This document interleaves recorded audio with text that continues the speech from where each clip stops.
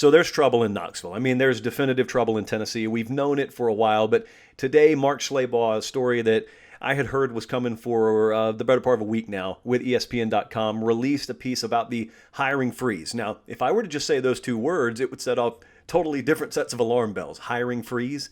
Well, let's pause, at least for a little while. That's not what's happening. What's happening is we have an actual hiring freeze at Tennessee. So here's what's happening, okay? You can read this piece over on ESPN.com. I think it's free. And so here are the nuts and bolts, and here's what's going on. We've talked about this already on the show. Right now, it's a mess at Tennessee. There's an internal investigation going on. The timeline has essentially been this. Pruitt comes into the season. He's cool. Then they start losing games. Then there's talk about him being on the hot seat. And then there's some people like me who push back and say, you're going to put a guy on the hot seat just because he lost in 2020? But be that as it may, the answer is yes, we are going to. But then if that wasn't going to be enough, then you also have internal investigations popping up for improprieties and recruiting violations maybe, or internal violations maybe. We'll see, because that will eventually come to the surface. And then you have an entire new set of problems. And that kind of gets us to about where we are right now. And where we are right now is nothing can happen there. And you got, on one hand, Jeremy Pruitt yelling at the top of his lungs, wait a second. You want me to win, and you're mad I'm not winning, but yet you won't let me hire new staff, and all my players are jumping into the transfer portal, and I can't lock up a recruiting class because every rival coaching staff is telling them about the uncertainty here, and I can't disagree because I'm uncertain. And then you got the chancellor up there essentially saying, not my problem, man. I'm not going to allow you to hire new people until we know what's happening with you and whether you're going to be around. And therein lies the problem. So here is what's happening. What's happening is you are probably witnessing the end of Jeremy Pruitt's tenure at Tennessee, just to be blunt with you. Now, that doesn't mean he's going to be fired next week, but either directly or indirectly, at this point, I feel like this is probably the end for him. If it's direct, and there is coming a day very soon where he sits in a room, he being Jeremy Pruitt, with investigators and lawyers, and they lay out what they have found on him, and he has to refute or defend or deny or admit, like all that has to happen. Either that's going to happen, and that right there is the end of him being at Tennessee, or they're going to be able to have Jeremy Pruitt survive, but a lot of other folks lose their job, but even then, his legs are cut out from under him, because by that point, I mean, what do you have? You got Jeremy Pruitt with a gutted staff, a gutted roster. A lot of guys have gone into the portal. I would expect a few more, if what I'm hearing is true, to hop into the portal. And a recruiting class that's not necessarily anything to write home about. I mean, you'll have all kinds of negative energy around there. I don't know that he would be able to enjoy any kind of strong institutional support, especially to the degree that Nick Saban or Kirby Smart have. And so what do you have going for you? So even if this does not immediately cost Jeremy Pruitt his job, I mean, it's probably irrelevant. And it's probably only a matter of time. So if he's given 2021, at this point, even the most optimistic of outlooks would have to conclude that it's going to be a do-or-die season for him. And you're going into a do-or-die season maybe with one or both hands tied behind your back, and you have to compete against the best of the best in the toughest conference in America with no wiggle room. So that is probably where they are right now. Now, I was doing radio with Trey Wallace and the guys up in Knoxville yesterday, and we started to broach a different angle on this subject, and that is, because I think it's fair to do this now, and that is if you start to entertain the idea that Pruitt won't be the head coach there in 2021, and I don't think that's unfair again at all. I would be 50-50 at best right now if I had to wager on that. So if it does come to fruition that Pruitt's out, what is that job? What's the Tennessee job? Because there are wildly differing opinions on this, and I think a lot of times folks struggle to look past the here and now. Right now, Tennessee as a program is a mess, and they've got NCAA issues up there.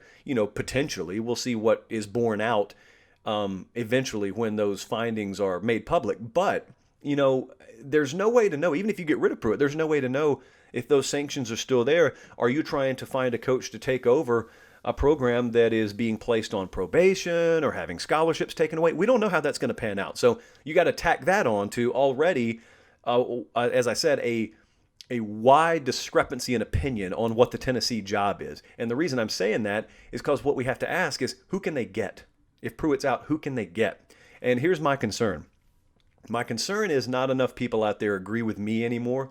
My opinion on this has always been, if we can assume for a second that there are no sanctions hanging over Tennessee. So let's just assume that. My opinion's always been Tennessee can be a premier job. The fact that it isn't is not an indication that it's proof that it can't be. I don't think causation and correlation match there. I think that the cause for Tennessee not being an elite job right now, or performing at an elite level, let's say, has been poor hiring decisions. So if Tennessee were to have made the right hire post Lane Kiffin, for example, then I think they would have been fine. They didn't. And then after that, they didn't. And then after that, they didn't. And so here's the pushback, though. The pushback is maybe they made those hires because they couldn't get anyone better. And that is a concern for me because it doesn't matter what I think about the job. I'm not in the running for being hired. And so, if the actual coaching market doesn't dictate or view the value of that job being on par with what I think, then it doesn't really matter. Here is my issue.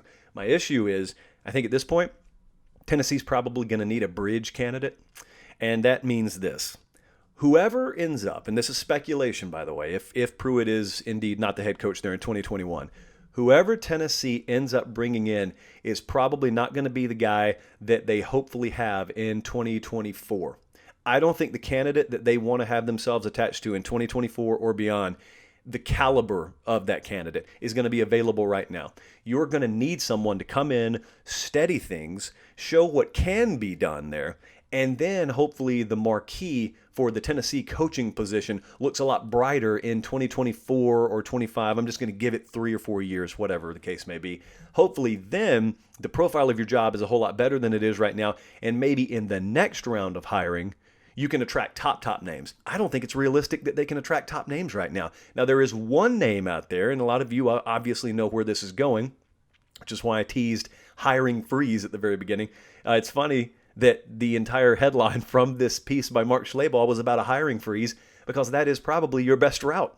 If you don't go the interim route and just swallow 2021 and say, hey, let's put someone in place as a stopgap. We're not going to do anything in 2021 of note anyway. Let's get ourselves a nice head start on the next round of coaching searches. Let's do that, and then we'll reassess a year from now. Yeah, you could do that. But if you don't, and you are adamant on making the big hire right now, it's got to be Hugh Freeze. That's what it's got to be. I have found it very peculiar all the while that Freeze has been suspiciously quiet up at Liberty, and Art Briles all the while resigned as a coach in Texas at the high school level. It's been widely speculated, both publicly and behind the scenes, that if Liberty ever came open again, Art Briles would be the guy who takes that job. And what did he do? He resigned as a high school coach, and now he's just floating out there. Now, if you were to put 2 and 2 and 2 and 2 and 2 together, it's a very complex math problem, but essentially what it feels like is a lot of folks behind the scenes already know what's coming. And in this purely hypothetical situation, that would mean Tennessee's eventually going to come open. Hugh Freeze knows he's got that job, and in turn, Liberty knows that they can hire Art Briles. Those would be the dominoes there.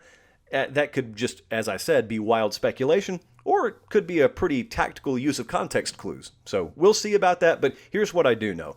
I do know that much as I said about Tom Herman after the Oklahoma game, Tom Herman wasn't going to be fired the day after losing to Oklahoma, but yet I thought that Saturday in the Cotton Bowl put the final chapter on his career in motion in Austin. And as it turns out, that was accurate. I think that this news today, if it hadn't already, this news today about a hiring freeze being put in place, Jeremy Pruitt not being able to do anything he wants to do right now, amid all the uncertainty already, I think that began the writing of the final chapter for Pruitt in Knoxville. It's a shame because, I love him as a coach, but I don't think any coach, Jeremy Pruitt or someone much more seasoned than him, could be placed in this exact position right now and be expected to succeed, even if he is given 2021 to do so.